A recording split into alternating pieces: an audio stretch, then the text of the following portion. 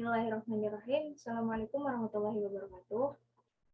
Salam sejahtera bagi kita semua. Puji dan syukur kehadirat Allah Subhanahu wa taala yang mana atas nikmatnya kita bisa berjumpa dalam Zoom meeting ini sebagai pemaparan tentang daerah Sapen DK1 RT 26 RW 8 sebagai ujian tengah semester mata kuliah teknik fasilitasi dengan saya sebagai presentator 2, Lailatul Munawaroh, dan saya Ciranti sebagai presentator pertama. Baik, langsung saja.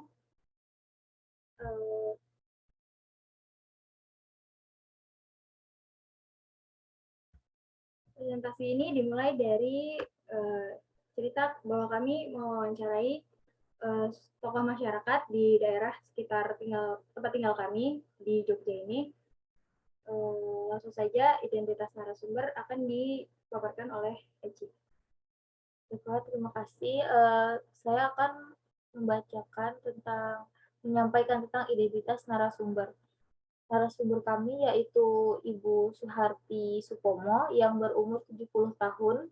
Beliau asli Sukoharjo, Solo. Beliau tinggal di sini sejak tahun 1971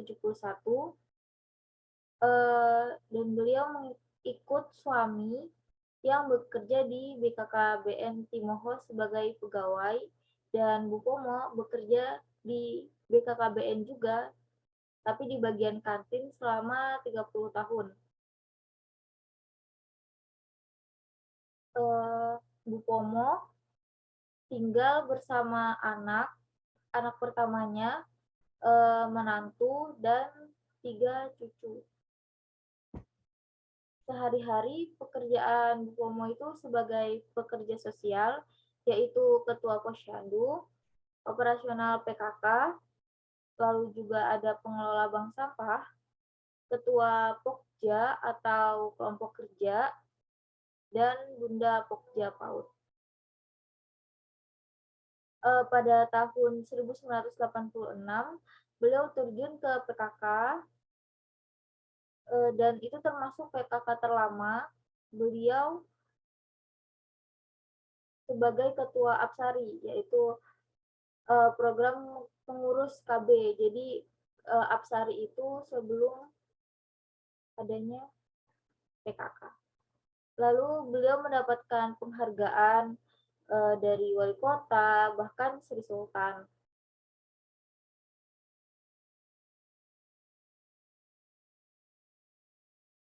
Selanjutnya ada geografi Sapen. Sapen GK1 RT 26 RW 08 berposisi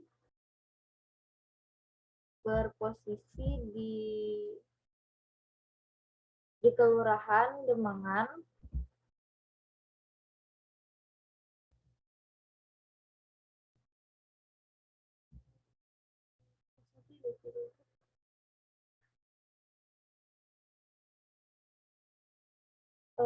baik, saya ulangi.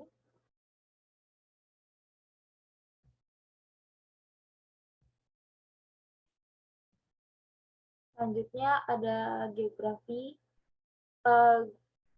Sapen GK1 RT 26 RW 08 berposisi di Kelurahan Demangan, Kecamatan Gondokusuman, Kota Yogyakarta, Provinsi Daerah Istimewa Yogyakarta,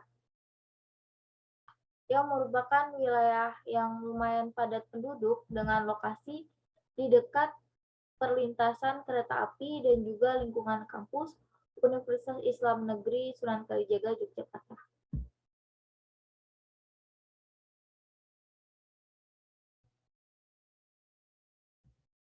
Selanjutnya ada demografi, yaitu mayoritas penduduk Sapen ialah warga yang merantau, bukan asli di sini. Tapi ada beberapa orang yang asli di sini. Lalu pekerjaan mayoritasnya ialah sebagai pekerja di Perum KAI, yaitu bapak-bapaknya, lalu yang ibu-ibunya kebanyakan ibu rumah tangga yang disambi dengan berjualan, usaha rumahan yang dititipkan atau menerima pesanan online, ada yang sebagai pegawai juga, lalu juga ada yang seorang guru. Selanjutnya, di Sapen terdapat kakak yang kurang mampu. Itu ada KMS, Kartu Menuju Sejahtera, lalu ada PKH, Program Keluarga Sosial, Program Keluarga Harapan, lalu lalu PKH ini diurus langsung oleh Dinsos, yaitu Dinas Sosial.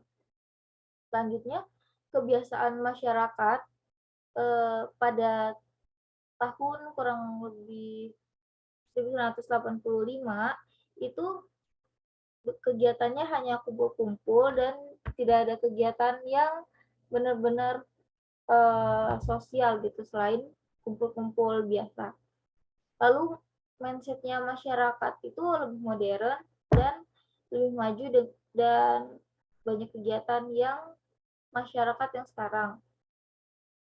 Lalu masing-masing fokus pada diri sendiri dan keluarga untuk pemberdayaan atau kemandirian dengan hubungan yang masih baik antar tetangga dan juga berkomunikasi yang baik.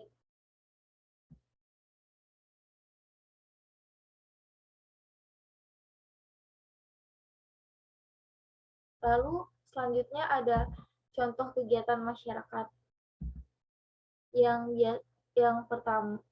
biasanya dilakukan kegiatan masyarakat itu ketika memperingati 17-an, 17 Agustus, lalu juga ada Sumpah Pemuda, lalu juga Hari Ibu dan Hari Kartini.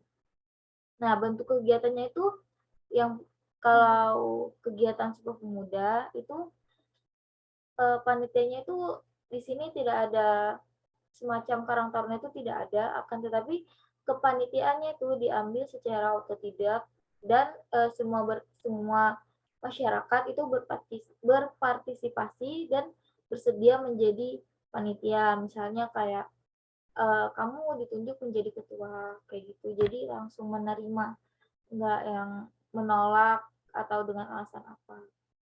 Lalu dari PKK-nya sendiri juga menampilkan tarian kalau yang baru kemarin itu ada Maumere.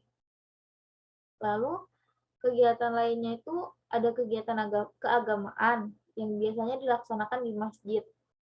Nah, itu biasanya itu gabungan karena masjidnya ada di tengah, jadi gabungan antara RW 7 dan RW 8.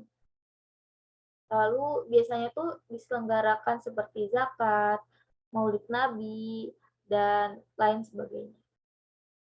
Lalu kegiatan masyarakat dalam bidang kesehatan itu ada TTD, yaitu tabel tambah darah yang mendata remaja dengan kakak yang asli di sini gitu.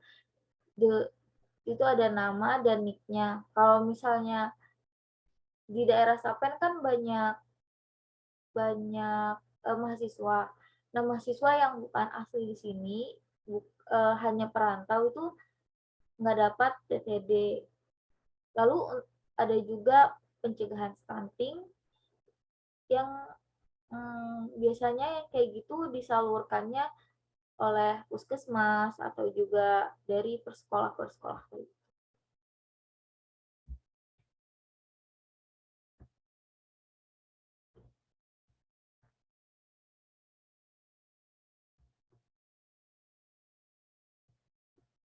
Baiklah, terima kasih. Mungkin hanya ini yang bisa saya sampaikan. Saya kembalikan ke presentator kedua.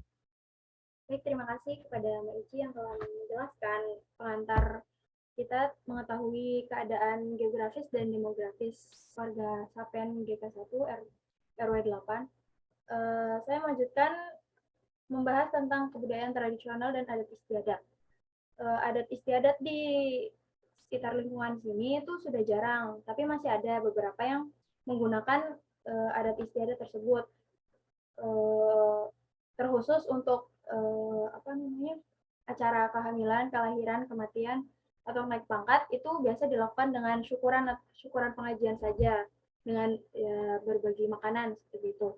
Tapi tidak ada upacara tertentu. Sebagai bentuk pelestarian budaya, di sini ada pelatihan gamelan. Pelatihnya itu seorang pemuda lulusan ISI atau Institut Seni Indonesia, tempatnya di Balai RW setiap Kamis sore. Jadi pelatihan gamelan ini diikuti oleh ada anak muda, semua kalangan lah pokoknya. Dan juga dilombakan antar kota, antar provinsi, bahkan karisidenan. Nah, cucunya ibu yang kami wawancarai, Ibu Pomo, itu sebentar lagi akan kompetisi sekarisidenan. Tentunya sudah ada beberapa prestasi yang ditorehkan oleh warga di sini terkait pementasan gamelan.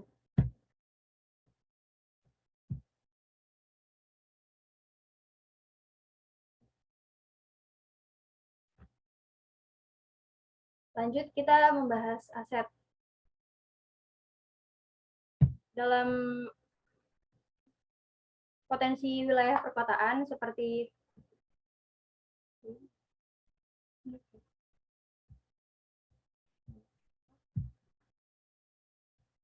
baik, karena kami berada di kota Jogja tepatnya, potensi yang kami peroleh itu bukan seperti yang di desa yang tentang alam gitu. Jadi potensi yang ada di sini itu kebanyakan dari pembangunan sarana dan prasarana. Jadi kayak ada perlintasan kereta api, Balai RW ini, dan ada satu program yang akan kami paparkan setelah ini. Jadi potensi wilayah perkotaan di sekitar sini juga ada waduk, tapi itu bukan masuk daerah yang kami teliti. Itu ada waduk untuk wisata tentunya, untuk sekedar bersantai atau berfoto.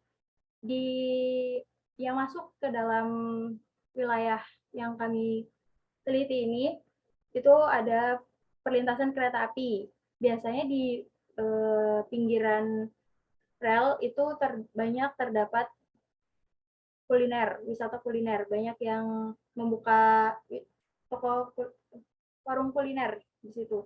Jadi perlintasan kereta api pun itu memiliki nilai jual sebagai potensi yang ada di perkotaan. Tuh. Terus ada Balai RW. Di RW kami itu ada Balai RW yang menjadi gedung serbaguna yang digunakan warga setiap ada kegiatan gitu. Balai RW ini juga disewakan untuk umum dengan uang hasil penyewaannya itu untuk perawatan balai seperti listrik dan fasilitasnya seperti bangku, kursi, terus kebersihan, sound system dan lain-lain. Juga buat membayar petugas pemeliharaan balai gitu.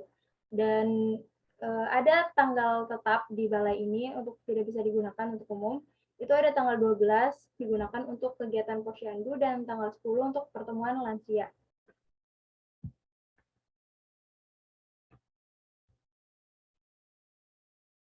Seperti yang saya sampaikan tadi, bahwa potensi yang ada di perkotaan itu adalah pembangunan sarana prasarana. Di sini ada rencana program yang disampaikan oleh narasumber kami yang disampaikan di dalam musyawarah pembangunan wilayah, yaitu rencana program jalur sepeda ontel dengan tempat istirahat yang menyediakan makan atau minum tradisional dengan hiburan berupa kesenian tradisional seperti pertunjukan musik atau tarian. Rutenya itu dari jalan besar sini, dekat sini sampai dengan kelurahan. Gagasan ini disampaikan Bu Pomo selaku narasumber kami dalam musyawarah rencana pembangunan wilayah. Musyawarah ini sebagai ajang penampungan pendapat dari Karang Taruna, PKK, dan organisasi kemasyarakatan lain untuk dipilih mana yang direalisasi. Isinya bisa meliputi pembangunan ekonomi, sosial, pendidikan, budaya, dan lain-lain.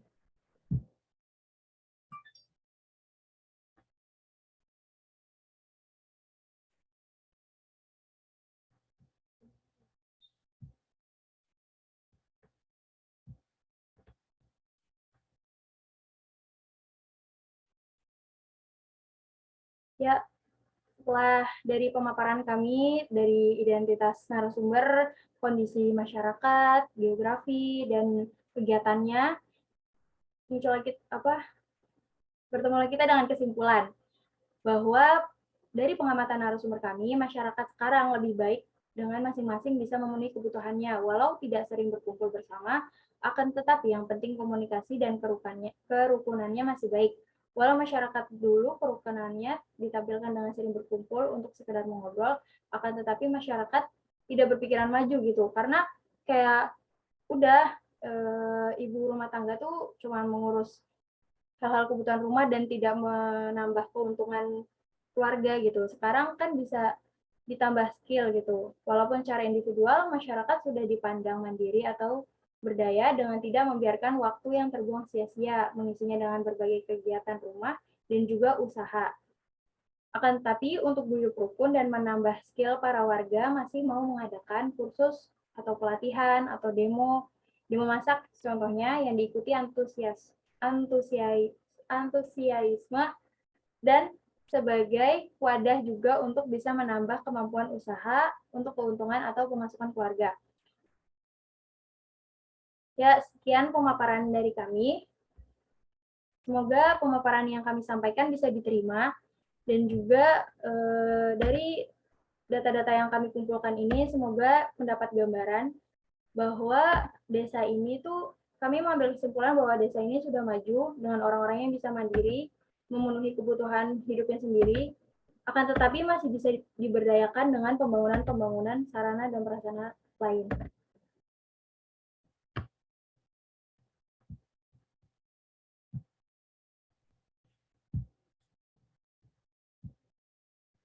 Sekian yang dapat kami sampaikan. Kurang lebihnya mohon maaf.